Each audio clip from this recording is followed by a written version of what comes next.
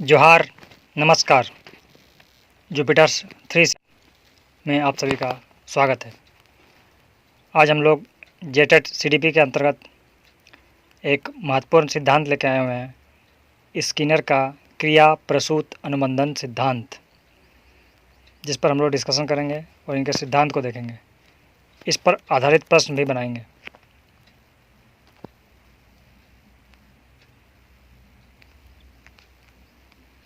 सिद्धांत का परिचय एवं मुख्य अर्थ। बीएफ स्किनर, इनका पूरा नाम क्या है? बीएफ स्किनर ने अधिगम का एक अत्यंत महत्वपूर्ण सिद्धांत प्रतिपादित किया है, जिसे बोलते हैं क्रिया प्रसूत अनुबंधन सिद्धांत। इसको अंग्रेजी में ऑपरेंट कंडीशनिंग थ्योरी कहा जाता है। लर्निंग या अधिगम से संबंधित इन्होंने एक सिद्धांत दिया है, जिसको बोलते हैं क्रिया प्रसूत व्यवहार का सिद्धांत। ठीक है, जिसमें इन्होंने क्या कहा है? ऐसा व्यवहार जो किसी ज्ञात उद्दीपक से प्रेरित न होकर जीव द्वारा स्वयं स्वतः रूप से व्यक्त होता है और जिसके परिणाम या पुनर्बलन से उस व्यवहार की पुनरावृत्ति तय होती है, उसे क्रिया प्रसूत व्यवहार कहते हैं। ठीक है, इसको आसान भाषा में ये समझ सकते हैं कि एक ऐसा व्यवहार है जो किसी उद्दीपक, मतलब कहीं से बाय फोर्स नहीं कराया जाता है, बल्कि ये स्वतः प्रेरित होता है, मतलब आपके अपने इच्छा से ही प्रेरित होता है, जिसके परिणाम से व्यवहार की पुनरावृत्ति तय होती है। क्लियर? इसका एग्जाम्पल सरल भाषा में बोल सकते हैं, पहले काम फिर इनाम। जब आप कुछ काम करते हैं, उसके बदले आपको इनाम मिलता है, तो आपको एक स्वतः उसको पुनरावृत्ति करने का, बार बार करने का इच्छा होता है। यही है क्रिया प्रसूत सिद्धांत। ठीक है, कुछ एग्जाम्पल और हैं। जैसे कोई बच्चा किसी एक काम को बिना बोले कर रहा है, कमरे की सफाई कर दिया, अपने कॉपी किताब को ठीक से कवर बन करके रख लिया, तो ये देखकर उसकी माँ देखती है कि मेरा बच्चा खुद अपने काम कर रहा है, तो उसको एक चॉकलेट दे दिया। इससे क्या हुआ कि बच्चा खुश हो गया। तो माँ ने जो ये पॉजिटिव रिस्पॉन्स दिया, एक पुनर्बलन दिया, मैंने एक शाबाशी वर्ड बोल सकते हैं यहाँ पर। तो इससे क्या हुआ कि वो जो बच्चा था, भविष्य में पुनः उस काम को करने के लिए स्वतः प्रेरित हो गया। किसी ने उसको मजबूर नहीं किया, खुद किया था, उसके बदले उसको कुछ इनाम मिला, तो फिर से उस काम करने के लिए स्वतः प्रेरित हो गया। यही है ये सिद्धांत। ठीक है, सिद्धांत का और महत्वपूर्ण नाम क्या क्या है? परीक्षाओं में इस सिद्धांत को निम्नलिखित अन्य नामों से भी पूछा जाता है। जैसे हिंदी का नाम क्या क्या है? सक्रिय अनुबंध का सिद्धांत बोल सकते हैं इसको। इसी को इंग्लिश में बोलेंगे आर टाइप कंडीशनिंग थ्योरी, या दूसरा नाम से इसको बोलते हैं साधनात्मक अनुबंधन का सिद्धांत, या इंग्लिश में इसको बोलेंगे इंस्ट्रूमेंटल कंडीशनिंग। तीसरा है कार्यात्मक प्रतिबद्धता सिद्धांत, हिंदी में कार्यात्मक प्रतिबद्धता सिद्धांत, उसको अंग्रेजी में बोलेंगे आर या RS थ्योरी। तो इसी सिद्धांत का अलग अलग नाम है। इसके अंतर्गत महत्वपूर्ण मनोवैज्ञानिक प्रक्रियाएं हैं, जैसे आकृतिकरण, जिसको बोलते हैं शेपिंग, मतलब आकृति से संबंधित है, आकृति के रूप में समझना। शेपिंग वह प्रक्रिया है जिसमें किसी जटिल अंतिम व्यवहार तक पहुंचने के लिए छोटे छोटे चरणों में क्रमिक रूप से सकारात्मक पुनर्बलन दिया जाता है। इसे प्रॉक्सिमल रीइंफोर्समेंट भी कहा जाता है। प्रॉक्सिमल रीइंफोर्समेंट भी कहा जाता है।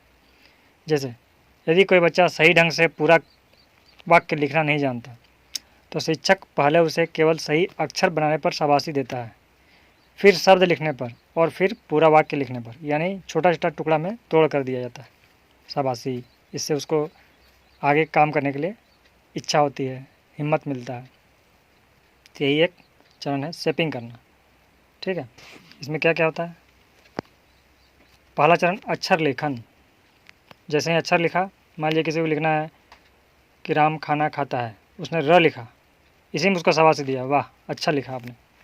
फिर वो राम लिखता है, तो जब शब्द लिखता है फिर उसको शाबाशी दिया जाता है। फिर वो पूरा वाक्य पूरा करता है, राम लिखने पर, खाना लिखने पर, खाता लिखने पर। तो राम खाना खाता है जब पूरा लिखता है, फिर उसको अंतिम रूप से शाबाशी दिया जाता है कि वाह तुमने पूरा वाक्य पूरा कर लिया। तो इस तरह से उसको एक प्रेरणा मिलता है। इसी को बोलते हैं शैपिंग का सिद्धांत। अगला है अभिक्रमित अनुदेशन, प्रोग्राम्ड इंस्ट्रक्शन या लर्निंग। स्किनर के सिद्धांत पर आधारित यह एक शिक्षण विधि है जिसमें विषय वस्तु को छोटे छोटे तार्किक भागों में विभाजित करके छात्रों के सम्मुख प्रस्तुत किया जाता है। छात्र अपनी गति से सीखते हैं और उन्हें प्रत्येक चरण के बाद तत्काल परिणाम या प्रतिक्रिया मिलती है। ठीक है, छात्र क्या करते हैं, छोटे छोटे टुकड़ों में काम को करते हैं और प्रत्येक कार्य के बाद उसको थोड़ा सा प्रतिक्रिया दिया जाता है। इससे उनको कार्य करने में इच्छा होती है और वो इसको आसानी से कर पाते हैं। छोटे छोटे तार्किक भागों में विभक्त करके उस कार्य को दिया जाता है, तार्किक भागों में, इस पर ध्यान देना। ठीक है, पुनर्बलन के प्रकार क्या क्या है। पुनर्बलन वह तत्व या प्रक्रिया है जो किसी व्यवहार के दोबारा होने की संभावना को बढ़ाता है। यह मुख्यतः दो प्रकार का होता है। पुनर्बलन वर्ड से थोड़ा सा लगता है हम लोग को कि नया, इसको मान सकते हैं एक तरह से शाबाशी। एग्जैक्ट तो वही नहीं है लेकिन मान सकते हैं, उससे मिलता जुलता है। दो तरह का पुनर्बलन है, एक सकारात्मक पुनर्बलन, एक नकारात्मक पुनर्बलन। सकारात्मक में क्या होता है, व्यवहार के बाद किसी अच्छी या सुखद वस्तु को जोड़ना ताकि व्यवहार बढ़े। जैसे होमवर्क करने पर शिक्षक द्वारा प्रशंसा या पुरस्कार। अगर कोई बच्चा होमवर्क करके आता है अच्छा से तो उसको शाबाशी दिया जाता है कि वाह तुमने अच्छा काम किया, बहुत अच्छा होमवर्क किया, या इसको एक पुरस्कार दे दिया, एक चॉकलेट दे दिया या एक चौक दे दिया। तो ये सकारात्मक पुनर्बलन है, पॉजिटिव। अगला है नकारात्मक पुनर्बलन, व्यवहार को मजबूत करने के लिए किसी कष्टदायक या अप्रिय उद्दीपन को हटाना। नकारात्मक पुनर्बलन का मतलब क्या है कि कोई नेगेटिव चीज़ जो काम को होने में बाधा पहुंचा रहा है उसको हटा देना। नकारात्मक मतलब यहाँ पर हम लोग लेंगे कि बाधा को हटा देना। जैसे धूप से बचने के लिए चश्मा लगाना या शोर से बचने के लिए कमरा बंद करना। तो इस तरह से क्या हुआ, एक नेगेटिव रीइंफोर्समेंट है, यानी नकारात्मक पुनर्बलन है। नकारात्मक चीज़ किया हमने, हटाया, लेकिन उससे उसको पॉजिटिव शक्ति मिला या आसान हुआ उसका काम। जैसे धूप को हटाने के लिए चश्मा लगा लिया, शोर को हटाने के लिए कमरा बंद कर लिया। तो नकारात्मक सुनने में है लेकिन ये वास्तव में काम पॉजिटिव ही करता है। स्किनर ने अपना जो भी प्रयोग किया है वो चूहों पर या कबूतरों पर किया था, जहां उन्होंने स्किनर बॉक्स, जिसको ऑपरेंट कंडीशनिंग चैम्बर का उपयोग किया था।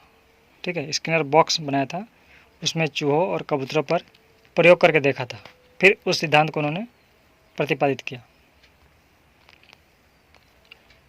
आइए अब कुछ परीक्षा उपयोगी प्रश्न को देख लेते हैं।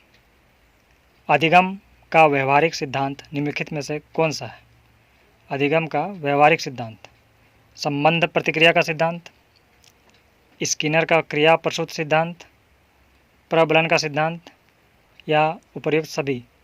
अधिगम का व्यवहारिक सिद्धांत कौन सा है, इसमें से क्या है, 1, 2, 3, उपयुक्त सभी। व्यवहारिक सिद्धांत क्या है, उपर्युक्त सभी, 4 नंबर।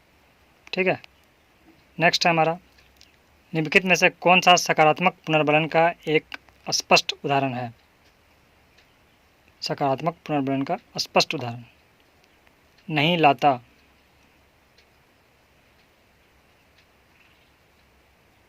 उत्तर 45 नहीं है। कमला, तुम कृति की सहायता नहीं कर सकती।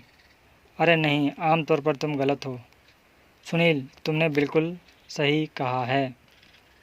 इसमें सकारात्मक पुनर्बलन तो देखिए सब में नहीं है, 1, 1 या 2 या 3 सब में नहीं है, ये नकारात्मक है। यहाँ सिर्फ है पॉजिटिव, सुनील तुम बिल्कुल सही कहा, तो ये सकारात्मक का उदाहरण है। कार्यात्मक प्रतिबद्धता सिद्धांत में अनुक्रिया में मुख्य कारक निम्न में से कौन सा होता है। आकृतिकरण, पुनर्बलन, बहिर्गमन या स्वतः आपूर्ति। तो हम लोग अभी पढ़े थे कार्यात्मक प्रतिबद्धता में सबसे ज़्यादा इम्पोर्टेंट है पुनर्बलन। मुख्य कारक क्या है, पुनर्बलन। ठीक है, अब अगला, एक प्रोफेसर BF स्किनर के नियमों के आधार पर एक परीक्षण का निर्माण कर रहा है।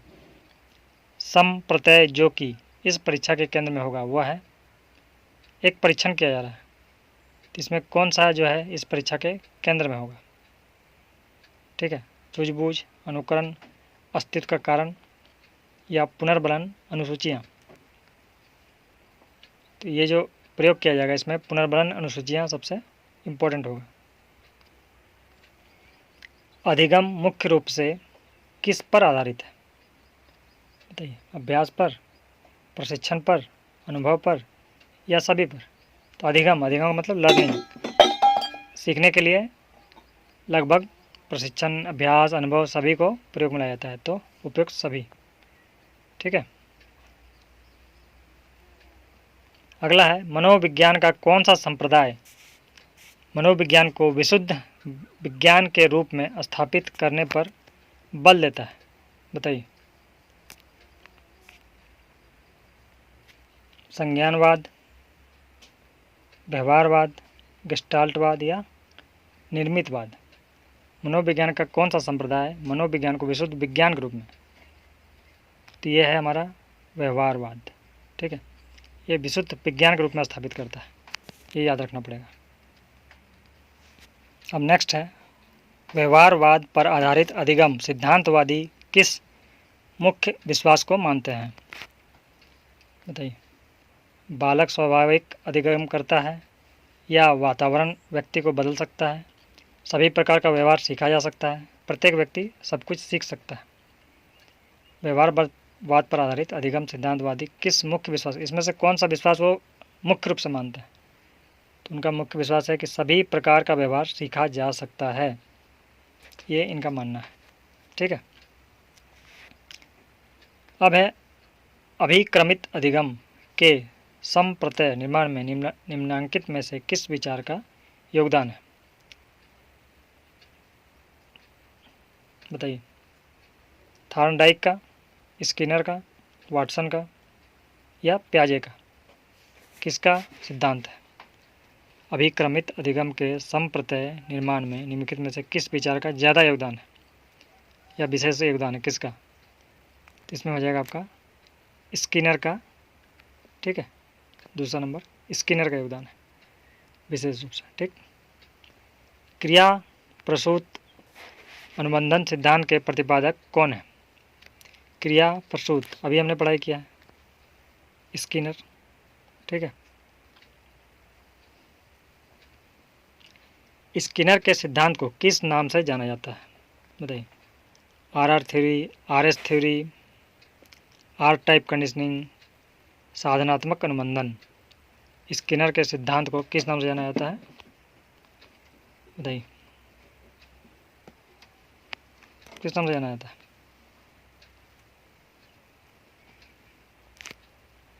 इसको बोलते हैं SR थ्योरी। ठीक है, अगला है, स्किनर ने अपना मुख्य प्रयोग किस जानवर पर किया। कुत्ता पर, बिल्ली पर, कबूतर, चूहा पर या बंदर पर। तो हमने पढ़ाई नोट में देखा था कि कबूतर और चूहा पर इन्होंने एक चैम्बर बना के उसमें प्रयोग किया था। ठीक है, अगला है, रिस्पॉन्स स्टिमुलेशन या स्टिमुलस RS क्रम इस सिद्धांत की मुख्य विशेषता क्या है।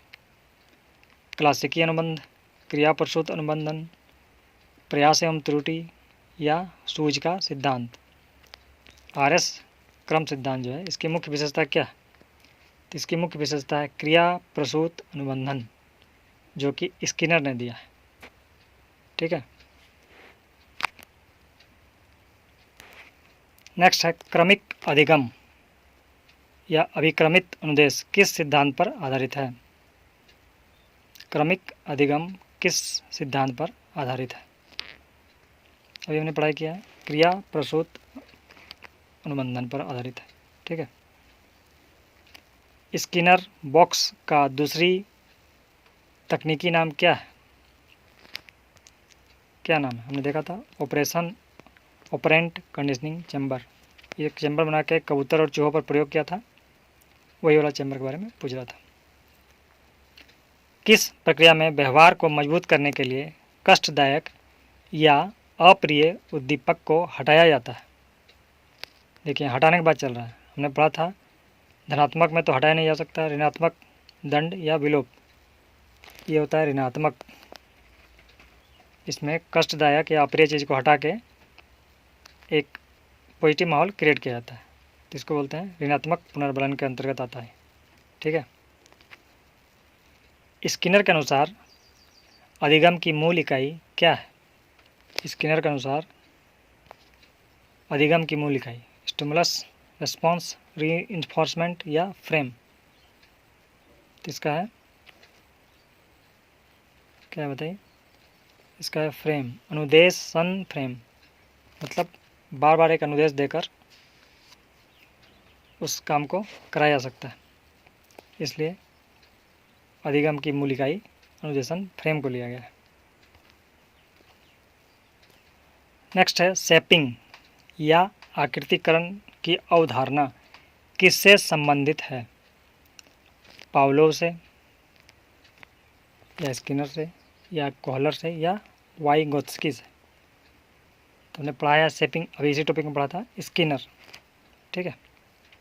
नेक्स्ट, शिक्षण मशीन या टीचिंग मशीन का आविष्कार किसने किया था? गेने ने, ब्रूनर ने, B.F. स्किनर ने या आशुबेल ने? क्या होगा इसका? शिक्षण मशीन। इसको याद रखना है हमें, B.F. स्किनर ने शिक्षण मशीन का आविष्कार किया था। ठीक है। ठीक है, इसी के साथ हमारा ये MCQ समाप्त हो गया है। और भी कोई इम्पोर्टेंट टॉपिक या कोई समझ में नहीं आ रहा हो तो आप लोग कमेंट कर सकते हैं। फ्री PDF नोट्स के लिए हमारा व्हाट्सएप चैनल ज्वाइन कर सकते हैं, हमें मैसेज कर सकते हैं, कमेंट कर सकते हैं और लाइक और सब्सक्राइब कीजिए ताकि हम लोग और भी फ्री क्लासेस क्वालिटी क्वांटिटी दोनों रूप में ला सकें। धन्यवाद।